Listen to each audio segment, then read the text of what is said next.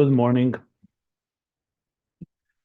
We're in Ayin Beis, reviewing his conclusion, informed by the source material, the Maimorim of the Alter Rebbe, the Mittler Rebbe, Mi'ek Hashem Elokeinu specifically.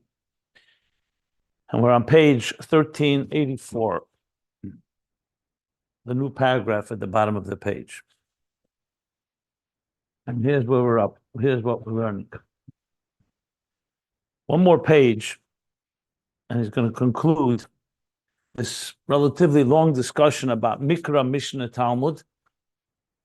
Essentially three stages, if you wish, or three dimensions of Torah development, starting from Mikra, the written Torah, which is what God wrote, or God dictated, if you wish, and written down what we call the Sefer and a Sefer Torah.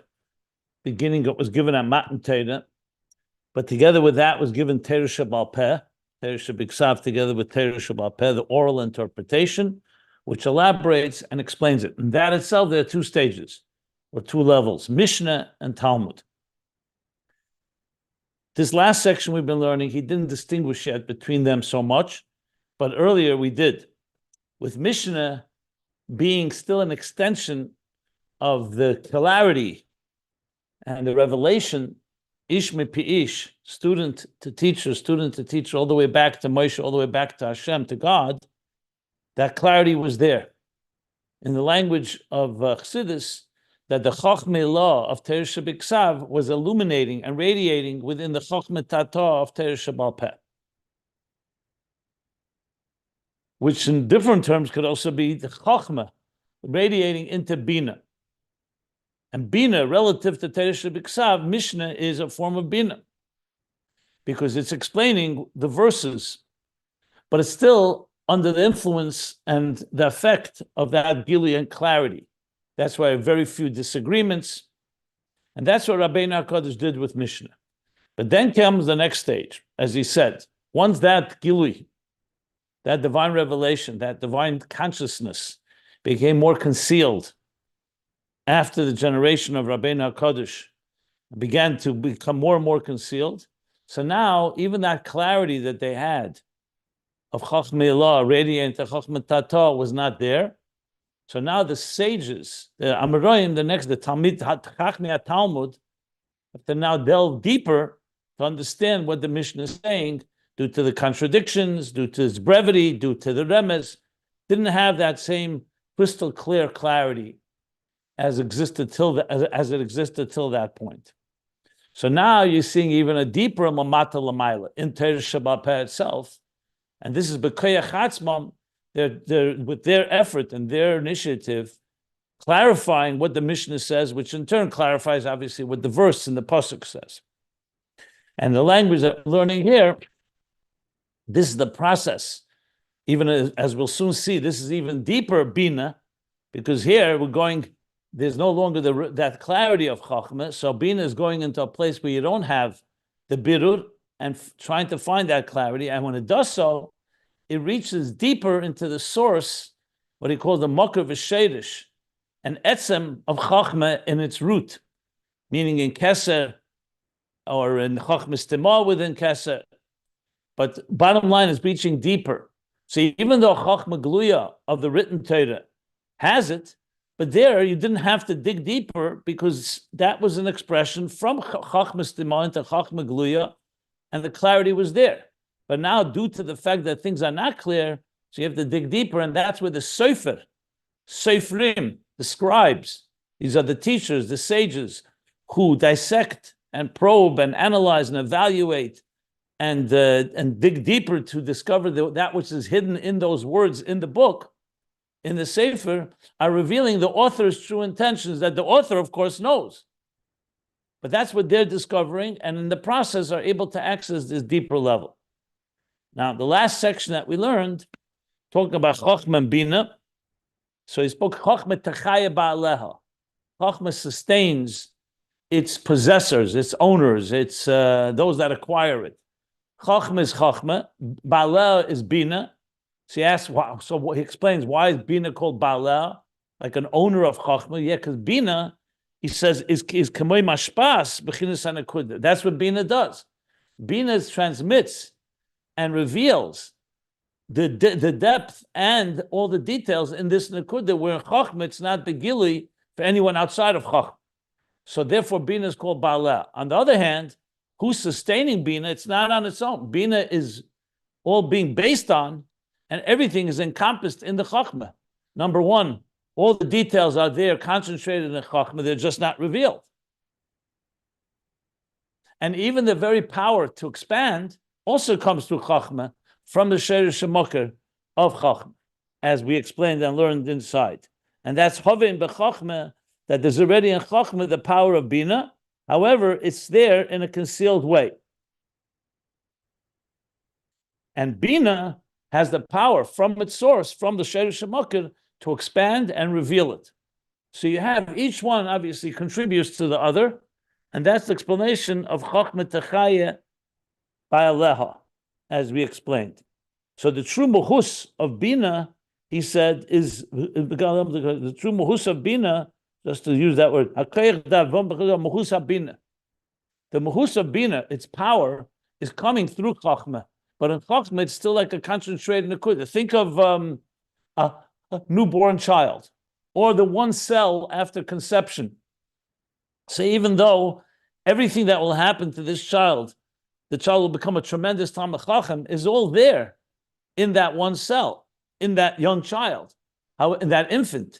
However, it's not revealed, but it is concentrated within there. So nevertheless, he called it Bina Bechinas Koyach Atzmai, because it's Behela Ma'oid in Chachma, because it's very much concealed there, and it won't come out on its own. That's why it's called the Koyach Atzma of Bina. And there we go. Okay. Then he brought that's Kosh Shel Yud, the Kosh Shel Yud, the Achav of Bina, the Yishtakach. Now, to the extent that Bina's its achievement is to the point that it actually could be machadish things. He says on the end, the Achav of Bina yochel is chadish inyanim, new things that were not there in the Nekudah of Chochma. So in other words, Bina does two things. It reveals that which is there in a concealed way, and it actually could be machadish things. And the parentheses at the end, which I'll sum up in a moment, he explains the difference.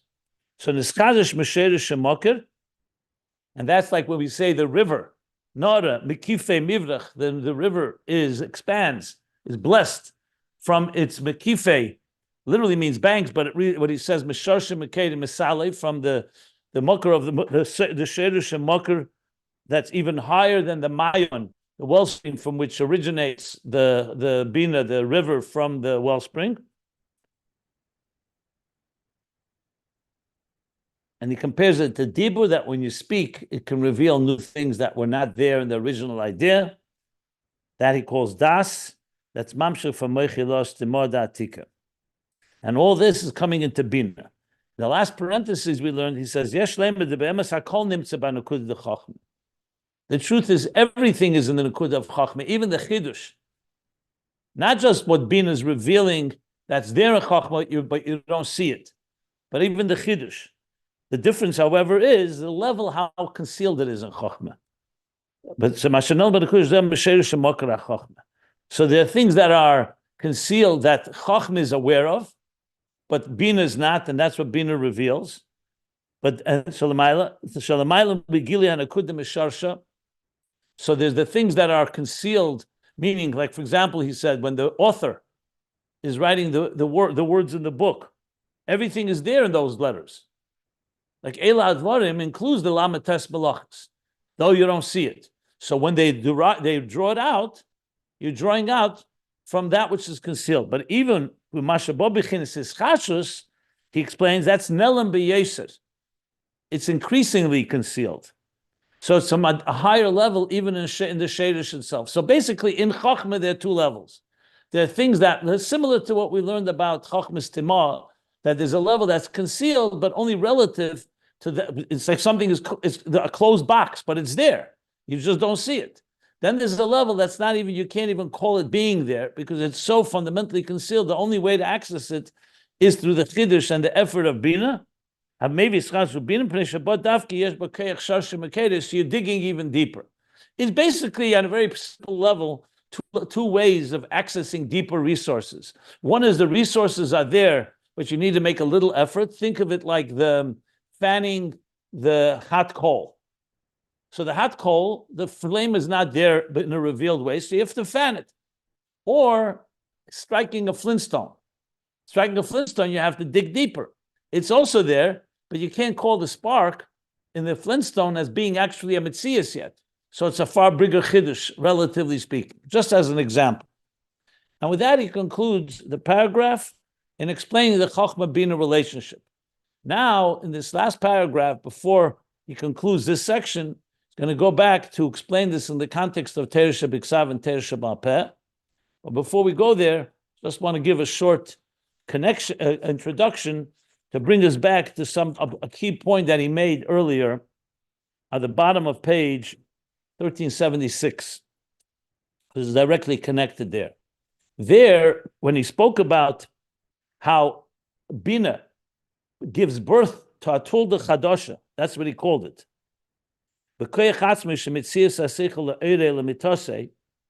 So he said there, he compared it to two examples. One, smicha, when you plant a seed in the ground, so then it produces a lot more than just a seed. A seed will produce many seeds, and more than that, it'll produce a tree and everything that comes from the seed. So the kechetz you need you need to sow the seed. But the seed itself will then deteriorate, completely erode, and then you'll have a whole abundance of produce that it blossoms into, that it grows into. That's a state what he calls hiskachus, like yesh ma'ayin. So it is coming from the seed, but it has to go through a paradigm shift. That was one example. And that's why it's blig vul compared to the original seed. Same thing with birth, the birthing of a child. So even though the koyach haloda, the power of birth, and the entire sir havlad, meaning the very structure of the child, is all included and concentrated in the seed, the male seed, which is a mashpia be'etzem. I'm reading from the bottom of 1376. Makol mokim etzem ha'eloda, something new has to happen. Because that seed alone, male seed, is not giving birth to a child. Just like a seed in the ground, something has to happen to it. You need the koyach etzameach in the ground. You put the seed on a table, it's not going to grow into anything. So the same thing here. So here you have mashpia and makabel, malchus, as we'll soon see, like Chochma and Bina, in its root, father and mother, and that's going to be connected to what we're going to learn now. That's why I wanted to go over it again here. Now, if the woman is not capable of giving birth for whatever reason, so she's not going to, the seed is not going to fertilize anything. She won't receive and absorb the tipa, the seed. On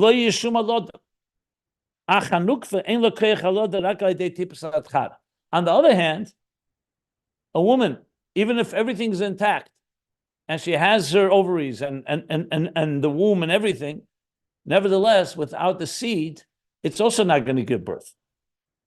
Because that's what ignites or stimulates, what he calls that awakens the power of birth within the.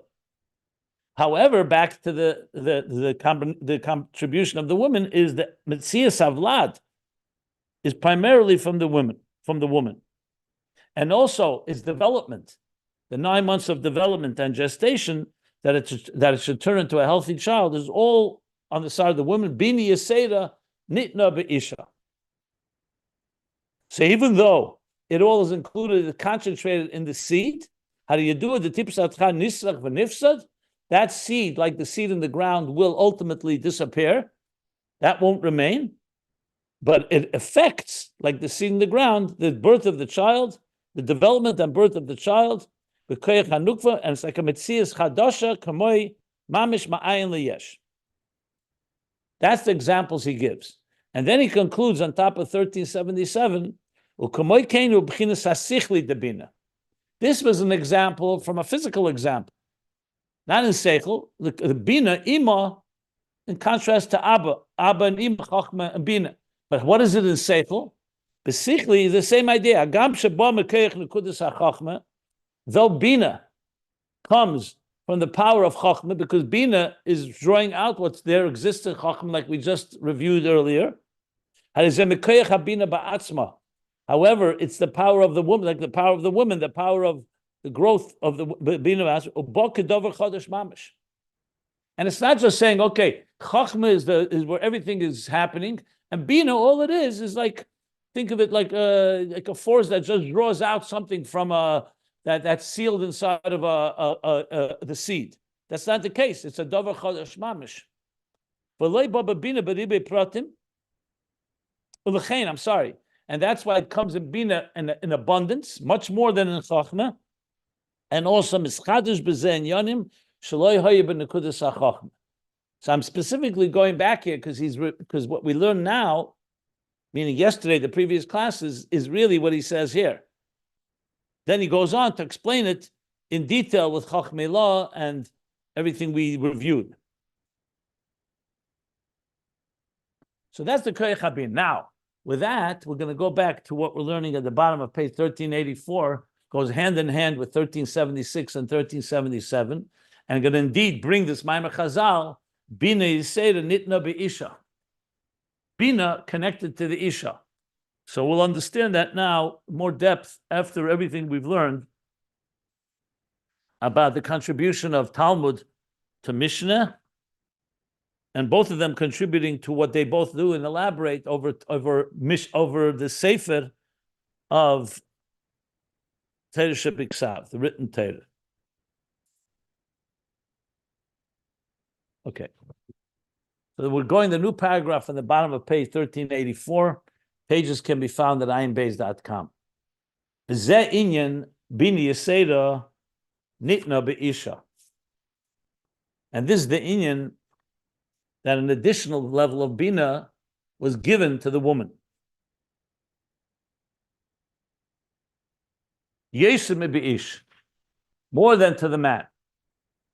Now this is vital because if you remember, the whole thing began, this whole topic, with the difference between mashpia and makabel. The classic example being the sun and the moon. So if you remember when he started talking about Torah, Mikra, Mishnah, Talmud, he said these are three levels in makabel. The three examples being the moon, the luminous stone, and vision, eyesight, which we're going to get back to on page 1386, in the page, a little more than a page from here. So it's makabel. So in the ish ve'isha is essentially, ish represents mashpia be'etzem, that's like the seed. In this case, chochma. And the isha represents makabel, malchus. Just for the record, chochma and bina in seichel is similar to zah and malchus, mashpia and makabel. However, zah and malchus, where the real birthing happens, in chochma and bina, it's more the birthing of the middes, emotions. Not the birthing that comes from Biyah, which is actually new creation. But in Atzilus itself, you have male and female in Chochma Bina, and you have male and female Zohar and Malchus, in case that was confusing anyone. But it's in the lower state. So they're gonna see you're gonna see over what's the word I want to use? He's gonna use both terms interconnected, both. But generally speaking, that's the difference between the two. So he says, "Ukamoy tipas mad." The tipas mad means mayin churin, the male waters, the male seed. So tipas chad is the drop of mad from the male. Essentially, what we talked about, this, what he called earlier, the tipas hazocher, hadchar, hariyesh mayin churin. That's what it means. Hariyesh b'kol sir havlat. The language from Kabbalah, mad and man. You'll see mayin churin, the male waters, and mayin nukvin is the female. Essentially, in the language of Chassidus, asusa de la'elah, which comes from above, and asusa de which comes from below. Mashpia and makabel, which is necessary when you're going to conceive, or the birth of the conception of a new entity, is going to be a combination of this. How do Yeshba called Sir Avlad, like we just learned earlier on the bottom of 1376.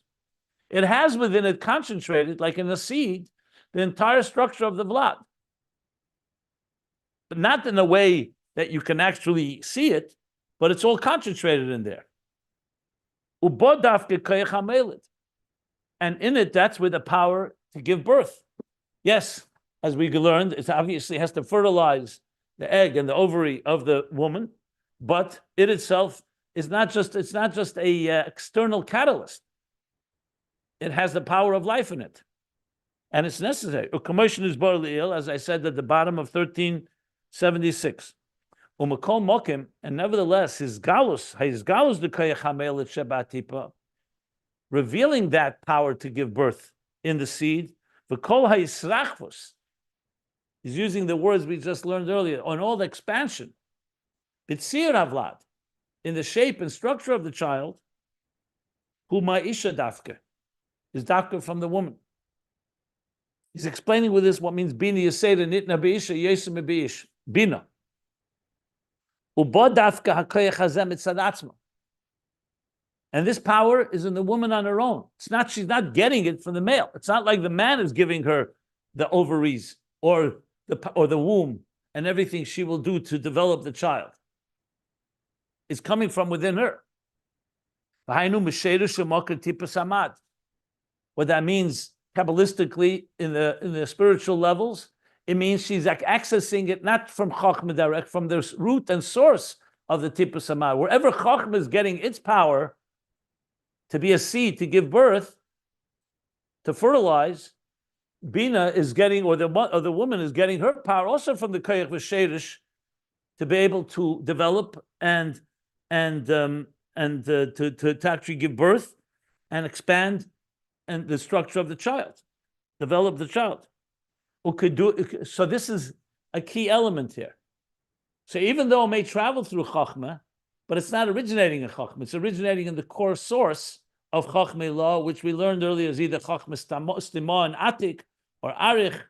But bottom line in Keser. So the woman is also getting it from there. The Bina ukiyadua be'inyan ba'atorah she'otra lo imei. She'itra lo she'otra lo imei. So there's a pasuk b'yem chasanos zeh matan teira, and it's expressed that matan teira is compared to a chasana. And there it talks about Ba'atorah, the crown that the groom is receiving from Imai, his mother. She crowns him. So Chassidus explains who is Imai. Imai is Keser. Sha'atorah hi l'mayla mebchina zah. The Atorah, the crown, is much higher than the level of Zah, which is the chassan, the male. And that's where the seed of the male receives its power to give birth in the first place. And the same with all the details of the structure of the child and its core faculties. It all is coming from the power of the crown. Crown is Keser. That was crowned to him dafka in the Yem Chasanose. Let's say the Chashpa.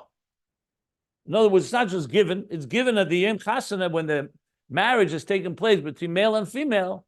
So Keser, Imai. Well, Imai is not Keser, but Imai is actually the mother. His mamshech, the Keser, for what purpose? Let's say the Chashpa. So the male is given the seed, power to give birth, and the woman is given her power to give birth. That's the purpose of the chasana, for them to join together, and as they join together, and the sacred intimacy, they will give birth. It's coming from the power, not of Chochma, it's coming from the root and source, the Torah. The kol zeh hu ba'atipa betachlis hahelam, like we learned earlier. And then this level is then transmitted into Chochma in the tipa, the male seed, but it's betachlis hahelam. It's utterly concealed. It's rooted higher, but it's now concentrated within the seed. Va'isha, Kasher he clay kibul, and now the woman, Bina, when she is a proper receptacle, he hamevia calls that, because like we said, there has to be a relationship. She has to be capable of receiving and capable of conceiving and of carrying a child. He hamevia calls that bizgalus ubisrachus. She draws it all out and brings it into a state of revelation and expansion. And why? Again, not because of Chochma alone, because her root is in the Atara, in the crown, shehi moker hashpa, the source of the hashpa in the first place. Basically, even though Bina travels through Chochma, but it has this direct link as well to the root of Chochma and Bina, which is Keser above them both. U'kamoshe kosav, next page, 1385, Eishes Chayil, Ateres Baila. A woman of valor is what? Ateres Baila, is the crown of her husband. So how does the crown suddenly come here? If she's a recipient of his, then she's not the crown, she's receiving. But no, she's the crown of the Baal because she is accessing that Sheresh Shemaka, which indeed expands, like we said before, Baaleho, when he said about Chochma Techaya Baaleho, she actually causes and enriches the Nekuda of Chochma, where everything is concentrated, only the male himself would never have the child. So to have an actual child with all its expansiveness and all its structure is the Eishes Chayil Ateres Baila. The Zehu, and this is the meaning, the Bina Yeseda Nitna Be'isha Dafke. And this is the meaning that Bina Yeseda, the additional level of Bina, is given to the woman, which of course tells us a man also has Bina, obviously, to a certain extent. But the Bina that we're talking about here, to achieve what we need to achieve, and actually the development and the gestation and the growth and the ultimate birth of a full-born child, is Dafke Be'isha. So now this is, as I said, tying up the knots that go back to page 1376, 1377. And from here, he's now going to go back to Torah Shebiksav and Torah Shebal Peh. And this is where it's really going to come together in a full sense. But before I continue, rather, let me stop here if anybody wants to ask anything. I'm trying to... Go ahead, Elishama. Okay, thank you. As far as Knesset Yisrael and the Eibishter, like Kuchabricho and Shchinte, that he is the masculine and we, as the soul of the Jewish people, is feminine, can we say that as Knesset Yisrael, we have, like, how does that work on that realm? We're going to learn about that later, so I would wait when he gets back to Neshamas and how Neshamas are mashpia and Torah. So it's going to be connected, but he's actually going to discuss it a little later, because ultimately it's the Neshamas that are learning Torah, like the Talmidei Chachamim, are humans. They're souls that are adding and revealing in Torah the Chidushim, and in general, Bina does. Whatever Bina does is the process of the Isha, which is essentially Neshamas. But he's going to spell it out specifically soon. How Neshamas first reveal what's in the Torah, and then even mashpia into Torah, and actually can even change things that say in the Torah. We're going to learn about that soon. And that's going to be a big part of the bigger connection to Er Hariyah, because the whole process is we first receive. He's going to talk, there's a whole section that we're going to come to, which is higher, Neshamas or Torah. And he's going to say both are true. First, Neshamas receive from Torah, and then they mashpia into Torah. So that's going to be a whole discussion, approximately, where's that? A little while from now. It's not so fast, but we're soon going to learn about it in more detail in the coming pages. So it'll be spelled out in specific detail. Oh, here we are.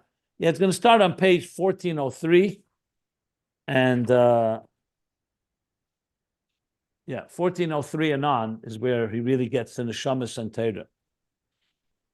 But is there like a double, like Bina and Malchus are both feminine?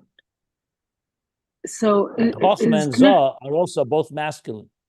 Right. So if ultimately the Malchus gets from the Shorish of Duchra, from the same Shorish, if we're looking at it from the Knesset Israel versus HaKadosh Baruch Hu, is there who is the Bina in that mashal?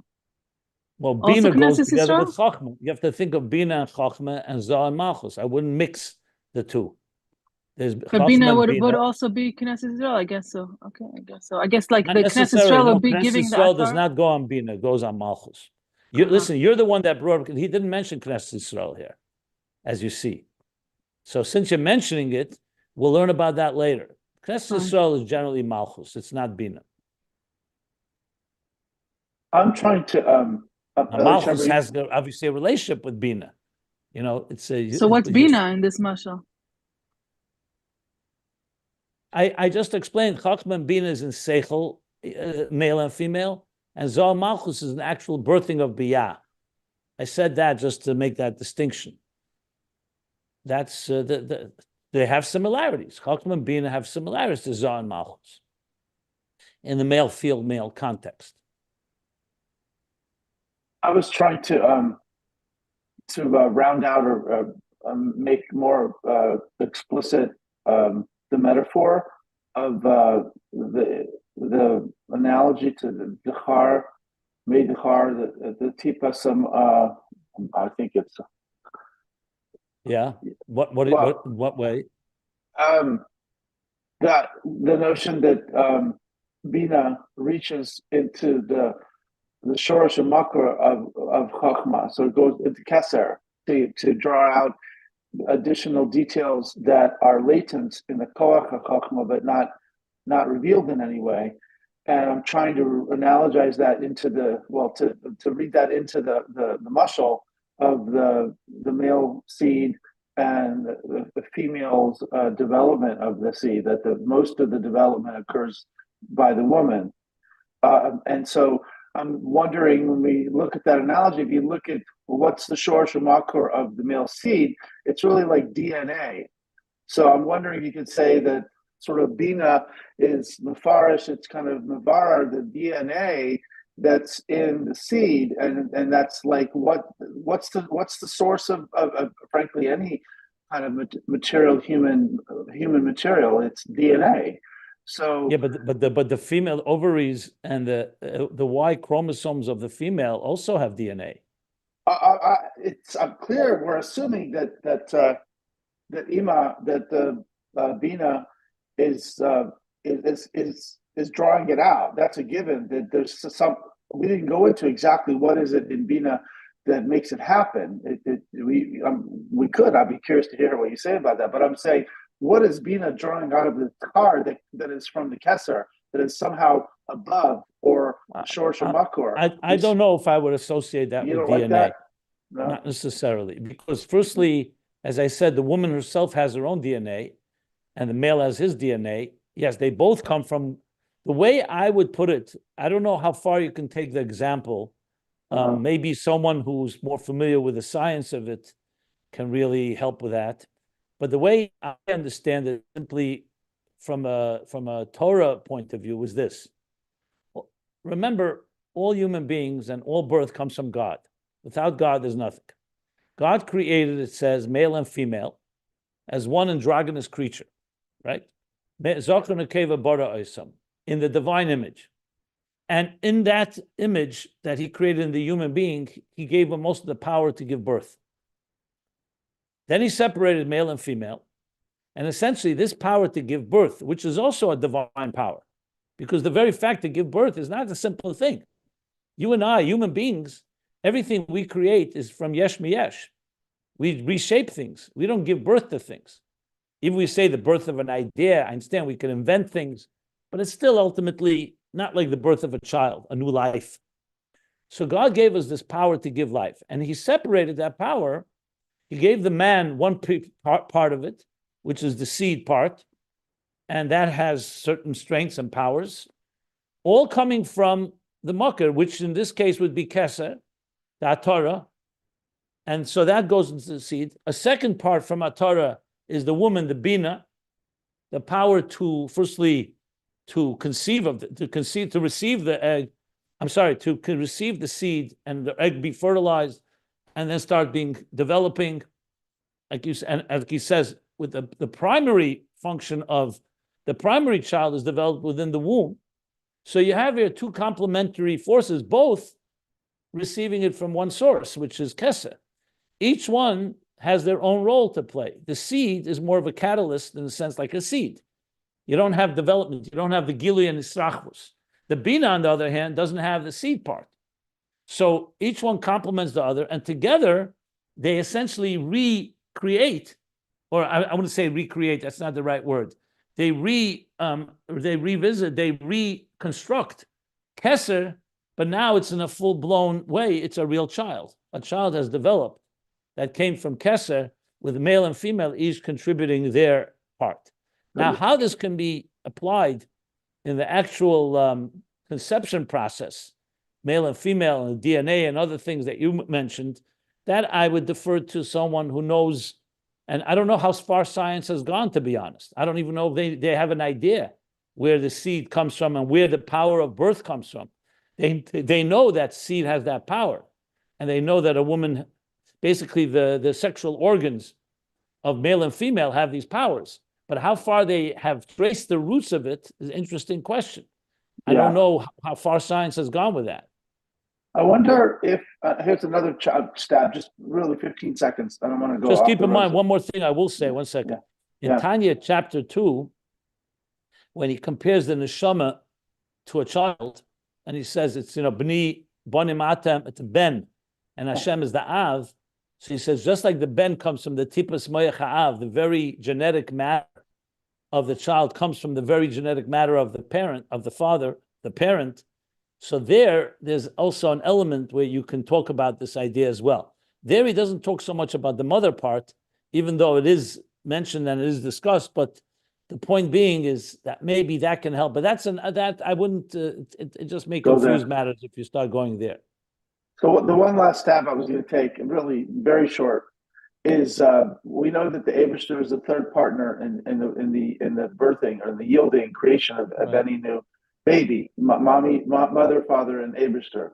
So I'm wondering, in this matter of reaching into Keser, if that's stuck to the Shorsh Makar, we say the Eibishter is involved in creating a human, that you have the seed and the female contributions, the egg in the womb, and bichlal, all the nourishment of the woman. Nevertheless, they're both essentially both drawing from Keser.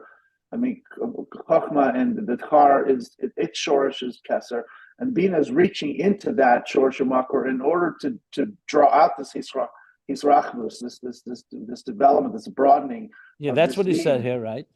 So I'm wondering, so maybe DNA isn't the best analogy. You say, well, they're mamish reaching into Elokus itself, and they're bringing God into that creation through this. Didn't I just say that God gives us the power of birth? He created the human being in the divine image, and he blessed them with the power of Pruruvu. It's a blessing that God gave male and female, a part of himself. Like I said, he gave us the ability to do something that only God can do. Which right, is and I wonder if that's life. Coming from Keser. Is my well, Kesser is the source, so it's Kesser. I thought I just said that. Okay, well, we're saying the same thing. Just I'm using some different lashon, a slightly different lashon. Okay. Thank you. Okay. Are there any other questions? By the way, I think it's really beautiful if you think about it. How does God get involved in creating a human being? It seems, though, on the face of it, this is the man gives a certain amount of physical material, the woman both material and a house, right? A place for it to happen. So where's God in all this? You say, well, it's a magical, mystical thing, which maybe it is a little bit, but still, this is explaining how the I don't call it material elements are reaching into the spiritual to create the being. Or the other way around, that God blessed us with these material tools or material organs to draw that power. Yeah. Yeah. Okay. Look, I once was had a conversation with a big fertility doctor. His name was Dr. Jamie Griffo. He was the head of fertility at NYU.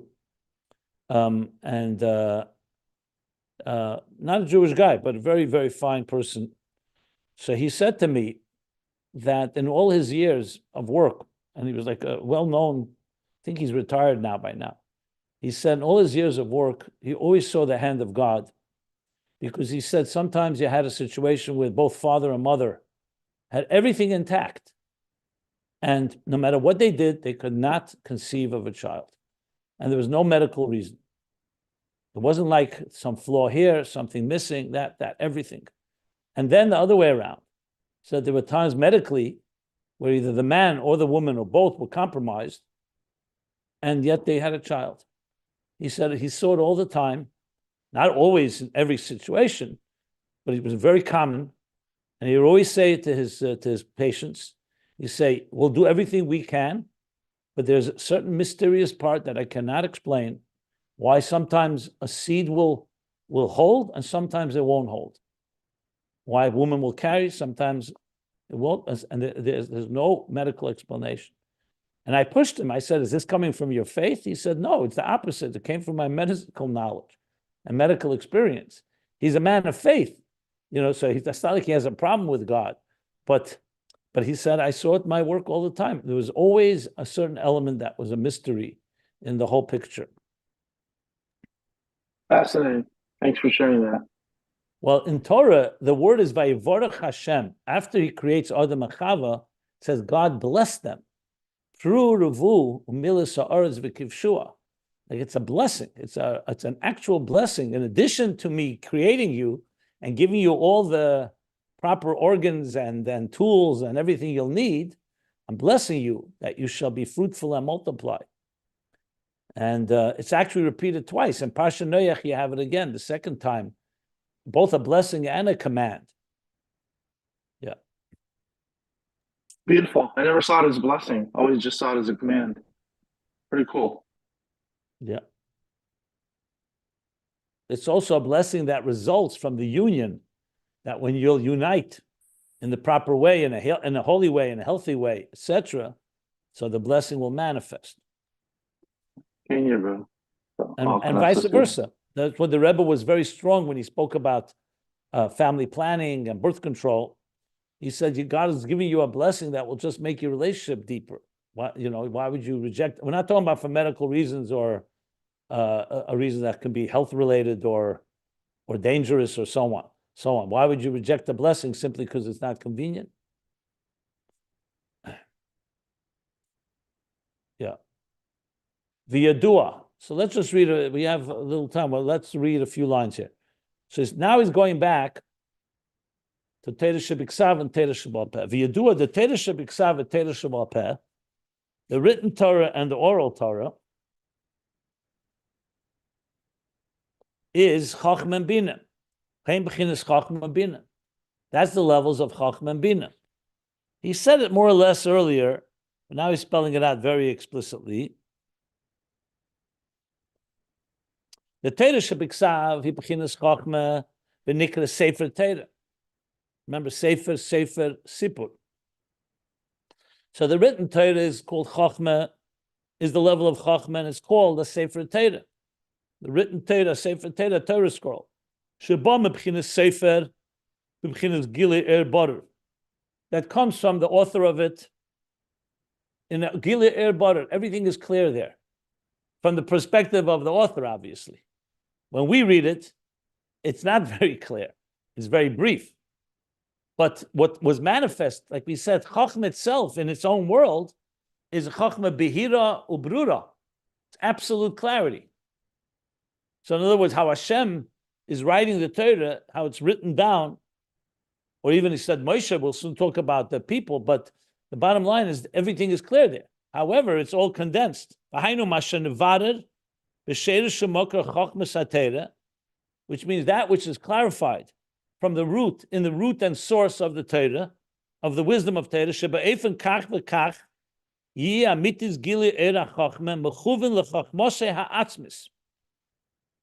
the written word is completely aligned with how God, because it's God's word. he put into words exactly what he wants.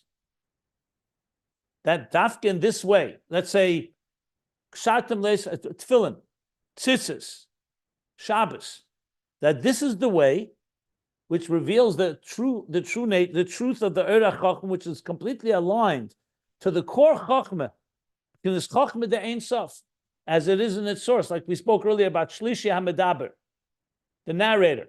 So we're not talking about now the Torah as it's manifesting in the words. We're talking about where the words are coming from. So the words are completely aligned with the author's intentions, which really is the truth in every book, but how much more so in this case. So the Eibush is basically taking his vision, his thoughts, his ideas, his will, his rotzen, his chachma, and if you want, packaging it in a book. And that book is called Torah Shebiksav.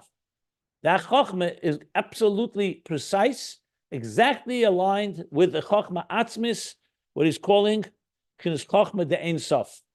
Earlier, he used the expression by Shlishi HaMedaber. He said the words were Ein Sof Atzmus HaMaitzil, the core emanator. So the Sefer is reflective of the one who's writing, the Sefer that's writing. In this case, he's talking about Hashem. Okay. And this is what I said yesterday when I spoke about Anon Nafshi Ksavis Yehovis. It says Anoichi, the first of the 10 commandments, which includes the entire Torah in it, is an acronym. The Gemara says Anoichi Aleph Nun Chaf Yud. Ano, I, God says, Nafshis, my soul, Ksavis Yehovis, have engraved in these words and given to you. So it's not just God giving us a book, operator's manual, like I always talk about, a life operator's manual. That's for sure. But more than that, it's actually an engraving, or you want to say inscribing. He's inscribed his nefesh in it. There's an expression in another medrash that says, "Vayichuli oisi atem leichim." That when you learn Torah, it says oisi atem leichim. You're taking me. You're getting my essence. So it would be, for example, if a father gave his child, let's say, a book of instructions of how to be successful, or a book of instructions of his intentions. That's one thing. But imagine the father giving a book to his child that he says, I'm putting my whole soul in this book, and I'm giving you my soul through this book. That's a whole other level of experience. That's why Matan Torah is called Matan Torah. Matan, like a matana. God gave us Torah. It's Mamayla Lamata. Someone asked a question somewhere, why is it Mamat Lamayla? We have to initiate learning Torah. That's our effort in learning Torah. But the very gift of Torah is from God. It's Mamayla Lamata. Tefillah is completely initiated by us. I'm not talking about the words of prayer. That may be from the Torah, from Tehillim, or wherever it may be. But why do we pray? Because we're in need. Torah, we learn Torah because Hashem gave us a gift. He gave us a book, more than a book, an inscription of his own soul in these words, as telling us, if you want to align with truth, and with my truth, absolute truth, this is the Torah, this is what it tells you to do. So this is the Sefer called Torah Shebiksav, where he says this Chochma, aligned completely with Chochma Atzmis from Chochma Ein Sof. That's step one. Rak, however, only Shahagili Ubchinas Er Mitzumtzum. But it does come in a diminished light because it's coming into words. And not just words, brief words. Torah Shebiksav is not easily interpreted. It's cryptic, in many ways, beremez. So it's a Er Mitzumtzum, like Chochma, it's a nekuda. It has in it everything in it, and from the point of view of Keser, or from the point of view of what he calls Chochma Atzmis, God sees everything in the Nekuda, because he created that Nekuda. So when he looks at the Torah, he knows exactly, he has all the clarity that's there. However, from the point of view of someone looking at the Torah, meaning a recipient, it's Er Mitzumsa, and Mashiach is B'chinas Gilui, meaning only that which can come across that can be revealed in a way that someone else can digest or see it. Avla primis ve'atzmis, but the inner and the core of the Torah Shebiksav, mamish, like we learned earlier about Mikra, because it's such an intense level, it's coming from the Sheirish and Makra of Chochma Gluya, that it's hard, it doesn't come, it can't come in a Gili mamish. Mebchinas atzmas ein sof. Uba b'bchinas gniza v'helem. It comes in a hidden, v'helem concealed, but tachlis utterly. But Isi is the Torah shebiksav, in the letters of the written Torah. As we learned earlier when we started first with Mikra, that's why he said there that Mikra is rooted in Chabad, which is rooted in Chochma Ma'ayin Temotza from the highest levels, Chakim B'chalei B'chachmi Yediyah, but where is it expressed? In Asiyah, in story form, in brief, in just actions, without details, without explanations, without reasons. Because of the depth of its gili, the depth, its intensity of its state of divine expression, that it can't come out in begili mamish. So it comes out only we see only what we see is only in the letters, which have contain within them all this potential. However, it's not all this power and potency. However, it's not revealed. And that's so we're going to stop here because here comes a parenthesis about Matan Teda. And then he's going to go and say, okay, so then what does Torah Shabbat Peh do? The accomplishment of Torah Shabbat Peh. But what you can see here happening is that he's really explaining what Torah is. Remember, the whole theme here is Torah illuminating Torah. So it begins with Atzmus Ein Sof manifesting that Atzmus in a book called this Torah Shebiksav. Then comes the process of how do we internalize it, the interface between Torah Shebiksav and Torah Shabbat Peh and us. Ultimately, that's the whole purpose, that which is concealed should be revealed, and we should be able to appreciate all that God, Atzmus, put into the Torah. So that's going to be the ultimate goal here, which we're going to get to. So we'll stop here before this parentheses, top of page 1385. Any questions on this last section we just learned? I had a question about this Inyan of Shlishi Hamadaber, Shabbat Torah, and it says, page 1383, Shazob B'chinas Ein Sof Atzmus Hamaitzel, which you've said a couple times already today and before. I'm not trying to cute here at all. So when I say this, it's not just convenient. It's a serious question. We talked about the difference between Hu and Ata, that the revelation of God as He wants to reveal Himself to the world. We can't know per se. Ata is the essence of Atzmus. And then Hu is as He begins to relate is His. I think I'm paraphrasing probably in a terrible way, but Hu is as the Eibishter begins to relate to the world, to something other than Himself. Even within Himself, as He begins to think about something other than Himself, we talked about Hu, that perspective on God, if you will. I'm wondering if the Shlishi Hamadaber lines up with Hu, because it actually is in the third tense. When you say he did this and she did that, the narrator is speaking in the third person. And we're saying Torah is Eino Milvado, everything's God, including Torah. So the Torah is God too, and maybe it's an oisios of, but still, like you just said, you're consuming God. You're taking in God when you absorb. It's a fair question. It's a fair question. So Chassidus discusses it in other places. So there's two levels in Hu. There's a Hu that's higher than Ata and a Hu that's lower than Ata. So what you're talking about is Ata as a Gili, Ata, yes. You. Like I'm seeing you, so I could say you. When I say Hu, him, it's like he's not there. It's Lashon Nister, so it's like a lower level. Correct. You don't see it Begili. But then there's a level of Hu that's higher than Ata. That's Shlishi Hamadaber. That so it's even beyond Ata. In other words, completely removed. Wow. Cool. Any particular Maimarim seminal Maimarim that discuss this? In the beginning of volume 2 in Ayin Beis, there's a discussion about it. I don't remember if he says what I just said, but he definitely talks about Ata and Hu with Chochma and Bina, actually, where he discusses why certain lower levels are called Ata and certain higher levels are called Hu. I think we're going to discuss it also a little more later here. It all depends really also where you're at. For example, you say Chachem Adaf Menavi. A Chachem is greater than a prophet. Now, how can you say that? Because a Chachem is more pnimius, it's more Ata. A Chachem is more Hu. because you could understand it more, but you don't see it directly with your eyes. A Navi sees more, but he understands it less. So it all comes down to Gili and Etzem, basically. Yeah, so beautiful. So something more Gili can be more Ata, but sometimes Ata is used for something more Etzem. It's all relative, to be honest. That's really what it comes down to. Half the questions in Chassidus can be responded to. Because we were when we were students, we were frustrated when our teachers would tell us, when we brought up a contradiction, they would say, "Zvenser vumeret." In Yiddish, that means it depends where you're talking about.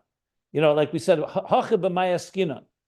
That it depends what you're talking about. If you're talking about Shabbos, it's one thing. If you're talking about Yontif, it's a different story. So in other words, especially when it comes to spiritual worlds, you have to remember they are not stationary, static entities.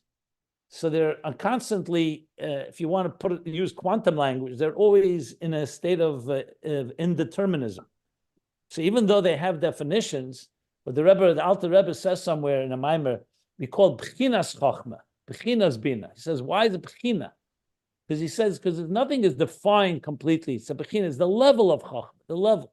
So you have to remember, and the truth is, the Havdalah in science, once you start getting into the abstract sciences and things that are not empirical and measurable in the literal sense, like if I said to you, how many ideas can fit into your brain, you can't use regular mathematical formulas as you would use how many eggs can fit into a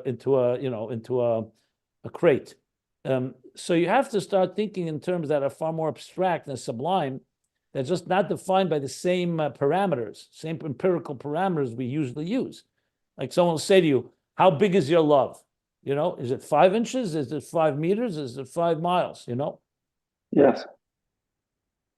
Very nice. Thank you. So as soon as you're dealing with these levels, so when you get a little more mature, older, you start realizing, when we were students, we didn't get it. When we got a little older, I started realizing, of course, it's that way. Nothing is absolute in the sense. There's absolute right and wrong, and there's Chochma is not Bina. But then you're going to find a Bina within Chochma within Bina, and then Bina, Chochma is called Ayin, and then suddenly you hear Kesser is called Ayin. And you start saying, wait, 1 second, which one is it? So it's just the fact that, however, is, let's be honest, it's difficult for us because we are trained we think in limited parameters. So it's actually learning this and understanding this, that itself expands our horizons. You just start thinking in far more subtle and nuanced ways. I mean, I'll be very honest, even things like people arguing with each other, if we were able to get beyond our rigid patterns, we'd be much easier for us to coexist because, maybe I'm not 100% right.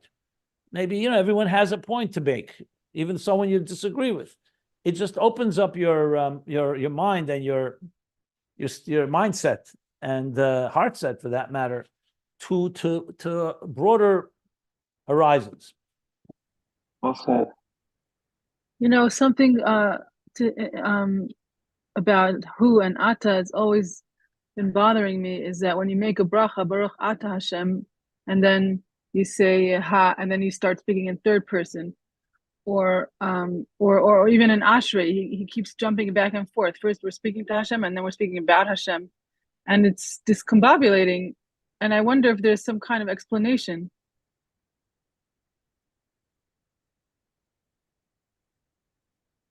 Yeah, I'm sure there is. It's not for right now. I have to go now, but there's everything has an explanation. Every time it says Ator, it says Hu. There's reasons for it. Chassidus talks about it in many places.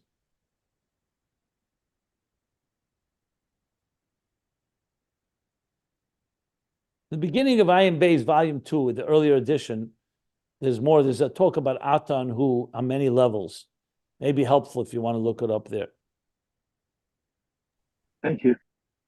Where is it again? Beginning of Volume 2, close to the beginning of Volume 2, in the previous edition, not the latest edition of Ayin Beis.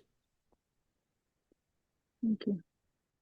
We learned it inside back then, a long time ago. Okay, we'll stop here, top of page 1385. Let me give you a heads up. Tomorrow there'll be a class, but then Sunday through Wednesday, I'm in Mexico City for the launch of 60 Days in Spanish. So we're having a bunch of events there. I'm leaving Sunday, be back Thursday morning or Wednesday night late. So no class Sunday through Wednesday next week. We'll post it as well, but there will be a class tomorrow. And I'll be, Mexico, bringing the message to Mexico. Good. Let me stop here the recording.